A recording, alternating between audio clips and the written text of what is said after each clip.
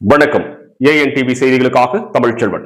மதுராந்தகம் பகுதியில் 1435 பசிலை 2026 ஆண்டு ஜமாபந்தி. தொடர்வது விரிவான செய்திகள். செங்கல்பட்டு மாவட்டம் ஓணமாக்கம் குறுவட்டம் 1435 ஆண்டு பசிலிக்கான தமிழ்நாடு அரசு வருவாய் தீர்வாயம் ஜமாபந்தி நிகழ்ச்சி வட்டாட்சியர் அலுவலகத்தில் ஜூன் 25, 2026 வியாழக்கிழமை அன்று துணை ஆட்சியர் பவானி அவர்களின் தலைமையில் நடைபெற்றது. ஜமாபந்தி முகாம் காட்டு தேவாத்தூர், இரும்பேடு, சித்தாமூர், கொளத்தூர், நீர்பெயர் உள்ளிட்ட 25 ஊராட்சிகளை சேர்ந்த பொதுமக்களிடம் பல்வேறு கோரிக்கைகள் மனுக்கள் பெறப்பட்டன. நிலம் தொடர்பான கோரிக்கைகள், வருவாய்த்துறை சான்றிதழ்கள், முதியோர் உதவித்தொகை உள்ளிட்ட பல்வேறு பிரச்சனைகள் தொடர்பான பெறப்பட்ட மனுக்களில் பெரும்பாலானவற்றுக்கு உடனடியாக தீர்வு காணப்பட்டதாக அதிகாரிகள் தெரிவித்தனர்.